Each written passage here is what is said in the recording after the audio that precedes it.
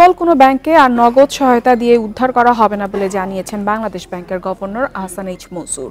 বলেন, অনিয়মে জড়িত ব্যক্তিদের বিরুদ্ধে দ্রুত ব্যবস্থা নেওয়া হবে। এছাড়া ব্যাংকিং খাত সংস্কারে আগামী 2 সপ্তাহের মধ্যে কমিশন গঠন করা হবে বলেও জানান গভর্নর। গেল 15 বছরে নামে বেনামে ব্যাংক থেকে হাজারো কোটি টাকা ঋণ নিয়েছে এক শ্রেণীর ব্যবসায়ীরা। অনিয়ম ও দুর্নীতির মাধ্যমে ব্যাংকের মালিকানা পরিবর্তন সহ অর্থ পাচার করে আর্থিক খাতকে চরম সংকটে ফেলেছে তারা।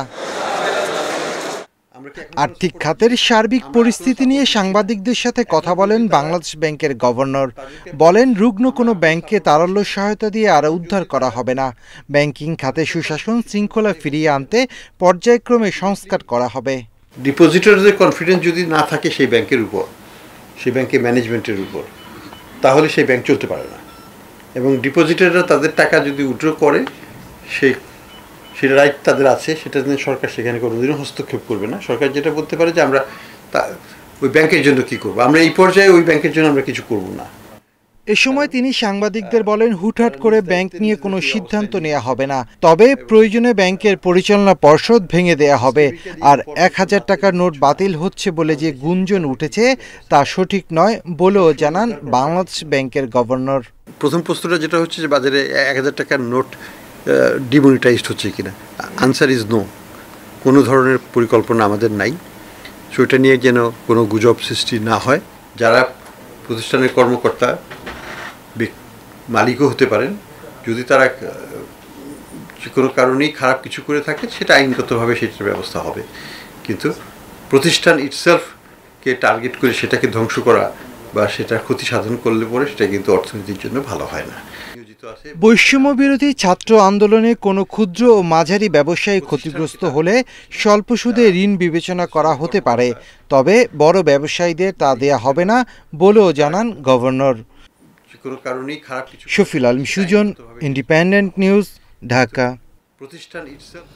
এদিকে 1000 টাকার নোট বাতিলের সিদ্ধান্ত নেওয়া যাবে না বলে জানিয়েছেন অর্থ ও বাণিজ্য উপদেষ্টা সালেউদ্দিন আহমেদ।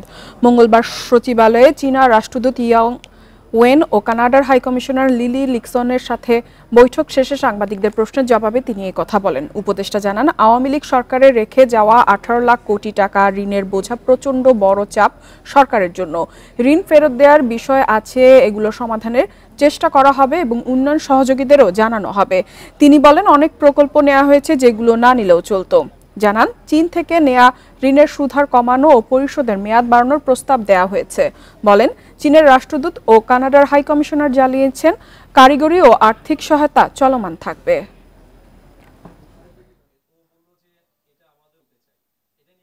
ভবিষ্যতে যে সমস্ত টাকা পয়সা আসবে সেগুলো কিন্তু মানুষের কল্যাণে ব্যবহার হয় এবং সুষ্ঠুভাবে ব্যবহার হয়, সময় মতো ব্যবহার হয় এবং কোয়ালিটি গুণগত ব্যবহার হয়। এই জিনিসগুলো ওরা অনেক বেশ হয়, কারণ প্রজেক্টগুলো তোমার শুধু না নিলেও চলতো, এখন কিন্তু বোঝা আমাদের উপরে পড়ছে, আপনাদের উপর ঋণের বোঝা পড়ে যাচ্ছে, তাই না?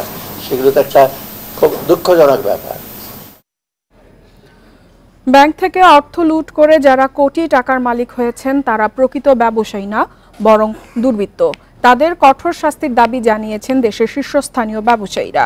দুপুরে বাংলাদেশ ব্যাংক কার্যালয়ে গভর্নরের সঙ্গে বৈঠকে এ দাবি জানান এফবিসিসিআর সভাপতি মাহবুব আলমের নেতৃত্বাধীন প্রতিনিধি দল।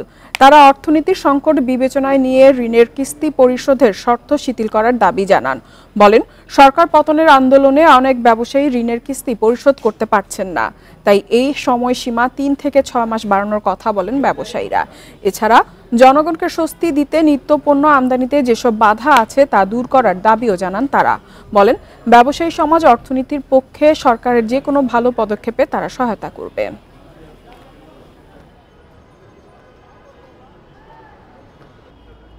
ওই দুর্বৃত্তরা টাকাগুলো নিয়ে যাবে আর ব্যবসায়ীরা শুধু কান্নাকাটি করবে।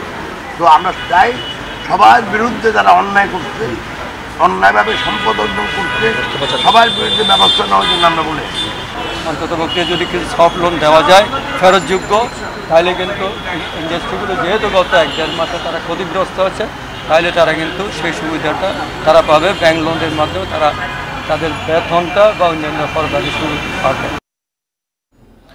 সময় মতন ঋণ পরিশোধ করতে না পারায় ওরিয়ন ইনফ্রাস্ট্রাকচারের 106 কোটি টাকার ঋণ খেলাপি হিসেবে দেখাতে সোনালী ব্যাংককে নির্দেশ দিয়েছে বাংলাদেশ ব্যাংক। এজন্য সোনালী ব্যাংককে আগামী 22 আগস্টের মধ্যে প্রতিবেদন দিতে বলা হয়েছে। সোনালী ব্যাংক জানায়, এ বিষয়ে ওরিয়নকে লিখিত চিঠি দিয়ে ব্যাখ্যা চাওয়া হয়েছে, অন্যথায় ওরিয়নের এ ঋণকে খেলাপি করা হবে। মেয়র হানি ফ্লাইওভার প্রকল্পের নির্মাণ ব্যয় বাবদ ব্রিজ ফাইন্যান্সিংয়ের আওতায় সোনালী ব্যাংক থেকে ঋণ নেয় ওরিয়ন ইনফ্রাস্ট্রাকচার লিমিটেড। কিন্তু সময়মতো ঋণ পরিশোধ না করায় 2023-এর 31শে ডিসেম্বর পর্যন্ত সুদে আসলে ঋণের পরিমাণ দাঁড়ায় 106 কোটি টাকা। তাগিদ দেয়া হলেও বারবার সময় নিয়ে তা পরিশোধ করেনি ওরিয়ন ইনফ্রাস্ট্রাকচার। কেন্দ্রীয় ব্যাংক বলছে, ওরিয়ন ইনফ্রাস্ট্রাকচারের বকেয়া ঋণ গত বছরের ডিসেম্বর পর্যন্ত কুঋণ হিসেবে শ্রেণীবদ্ধ ছিল। কোম্পানিটি তখন পর্যন্ত 4টি কিস্তি পরিশোধ করতে পারেনি। এমন পরিস্থিতিতে ওরিয়ন ইনফ্রাস্ট্রাকচারকে খেলাপি হিসেবে দেখাতে রাষ্ট্রায়ত্ত সোনালী ব্যাংককে নির্দেশনা দিয়েছে বাংলাদেশ ব্যাংক। 22 আগস্টের মধ্যে ঋণের যথাযথ শ্রেণী বিভাগ করে প্রতিবেদন দিতে বলা হয়েছে। এ বিষয়ে সোনালী ব্যাংকের ব্যবস্থাপনা পরিচালক জানান, সময়মতো ঋণ পরিশোধ না করলে আইনি ব্যবস্থা নেওয়া হবে। তারা ডিফল্ট করছে, তো ডিফল্ট করছে বাংলাদেশ ব্যাংক থেকে একটা চিঠি দিয়েছে আমাদেরকে। আমরা তাদেরকে অ্যাকর্ডিংলি টেলিফোনে জানানো হয়েছে ডিপার্টমেন্ট থেকে এবং চিঠিও দেওয়া হয়েছে, নোটিশও করা হয়েছে এই সময়ের মধ্যে তাদের উপর বিরামটা দিয়ে দেওয়ার জন্য। যদি না দেয় তাহলে আমরা অ্যাকর্ডিংলি বাংলাদেশ ব্যাংকের নির্দেশনা আমাদের ব্যবস্থা নেবেন। বাংলাদেশ ব্যাংক তাদেরকে 22 তারিখ মতো সময় দেওয়া হয়েছে, তো এর মধ্যে না দিলে 22 তারিখের মধ্যে আমরা জানাই দেবো বাংলাদেশ ব্যাংকের সেই মোতাবেক ব্যবস্থা নিয়ে। বাংলাদেশ ব্যাংক বলছে, 11 জুলাই পর্যন্ত ওরিয়ন 15 কোটি টাকার বেশি পরিশোধের জন্য 15টি চেক দিয়েছে। চেকগুলো এখন পর্যন্ত ক্যাশ করা যায়নি। এ বিষয়ে জানতে চাইলে ওরিয়ন গ্রুপের ব্যবস্থাপনা পরিচালক সালমান ওবায়দুল করিমকে ফোন দেয়া হলে তা বন্ধ পাওয়া যায়। এই মুহূর্তে সংযোগ দেওয়া সম্ভব হচ্ছে না। মোবাইলে SMS দেওয়া হলেও কোনো উত্তর পাওয়া যায়নি। পরে তেজগাঁও ওরিয়ন হাউসে গিয়েও সংশ্লিষ্ট কাউকে পাওয়া যায়নি। তৌহিদ রানা, ইন্ডিপেন্ডেন্ট নিউজ, ঢাকা। সাবেক শিক্ষামন্ত্রী মহিবুল হাসান চৌধুরী নফেল ও তার পরিবারের ব্যাংক হিসাব জব্দ করা হয়েছে। এছাড়া তাদের মালিকানাধীন ব্যবসা প্রতিষ্ঠানের ব্যাংক হিসাবও স্থগিত করে তার তথ্য চাওয়া হয়েছে। মঙ্গলবার দেশের ব্যাংক ও আর্থিক প্রতিষ্ঠানগুলোকে এ বিষয়ে নির্দেশনা পাঠায় সরকারের আর্থিক গোয়েন্দা বিভাগ BFIU। ওই চিঠিতে শিক্ষামন্ত্রী মহিবুল হাসান চৌধুরী, তার স্ত্রী এমা ক্লারা ব্লাটন এবং তাদের 2 সন্তানের ব্যাংক হিসাব জব্দের নির্দেশ দেয়। 2012 সালের মানি লন্ডারিং প্রতিরোধ আইনের আওতায় এই নির্দেশ দেয়া হয়।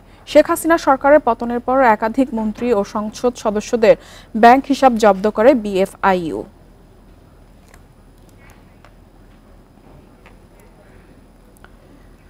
এদিকে আওয়ামী লীগের সভাপতি মণ্ডলীর সদস্য ও সাবেক সংসদ সদস্য শেখ সেলিমের ব্যাংক হিসাব তলব করা হয়েছে।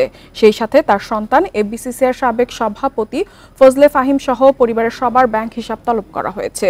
NBR এর কর অঞ্চল 15 থেকে মঙ্গলবার সব ব্যাংক, আর্থিক প্রতিষ্ঠান, জাতীয় সঞ্চয় অধিদপ্তর ও ডাক বিভাগকে এই চিঠি দেয়া হয়েছে।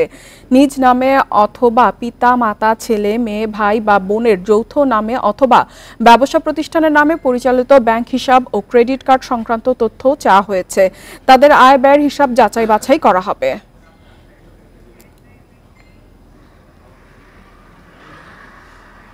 দুর্নীতিবাজদের হাতে এখন রেকর্ড পরিমাণ কালো টাকা। বাংলাদেশ ব্যাংকের প্রতিবেদন বিশ্লেষণে মিলেছে এমন তথ্য। এসব টাকা উদ্ধার ও দুর্নীতিবাজদের গ্রেফতারে শীঘ্রই শুরু হচ্ছে যৌথ বাহিনীর অভিযান। বিতর্ক এড়াতে সরকারের কাছে সুনির্দিষ্ট ঘোষণা চেয়েছে দুর্নীতি বিরোধী সংস্থা TIB।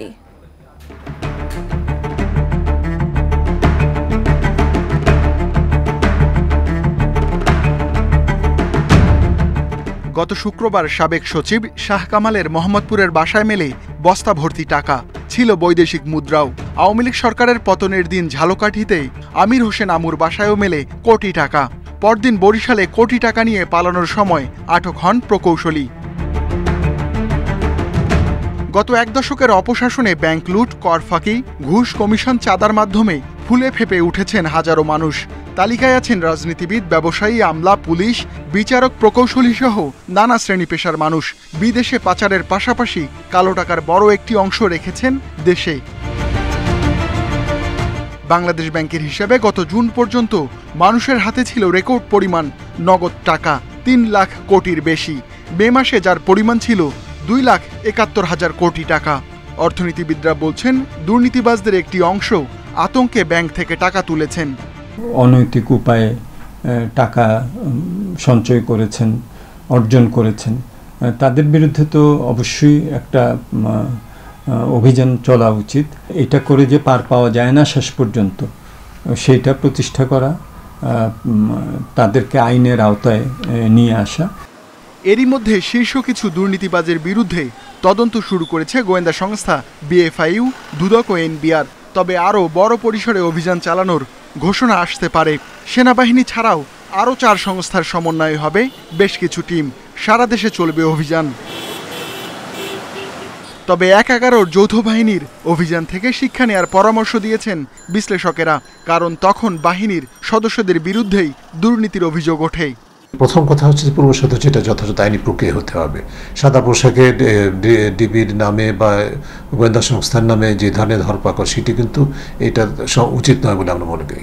এবং এটা প্রকাশ্যে ঘোষণা দিয়ে, যথাযথভাবে ঘোষণা দিয়ে বিভিন্ন একাধিক সংস্থার এখানে সংশ্লিষ্টতার প্রয়োজনীয়তা রয়েছে। এদিকে রাজনীতিবিদ, আমলাসহ শীর্ষ দুর্নীতিবাজদের অনেকে পলাতক, অনেকে আত্মগোপনে। আতঙ্ক ছড়িয়েছে অনেকের মধ্যেই। Ruhul Amin, independent news, Dhaka. Share বাজার খবর। সপ্তাহের তৃতীয় কার্য দিবসে ঢাকা স্টক এক্সচেঞ্জের প্রধান সূচক DSX কমেছে 60.13 পয়েন্ট। এ সময় লেনদেন হয় 518.61 লাখ টাকা। দর হারিয়েছে প্রায় 75 প্রতিষ্ঠানের শেয়ার। হাত বদলে অংশ নেয়া 397টি কোম্পানি ও মিউচুয়াল ফান্ড। এর মধ্যে দর বেড়েছে মাত্র 64টির, কমেছে 301টির। অপরিবর্তিত রয়েছে 32টি প্রতিষ্ঠানের শেয়ারের দর। অন্যদিকে চট্টগ্রাম স্টক এক্সচেঞ্জের সার্বিক সূচক কমেছে 186 পয়েন্ট, অবস্থান করছে 16,430 পয়েন্টে। লেনদেন হয় 9.21 লাখ টাকার শেয়ার।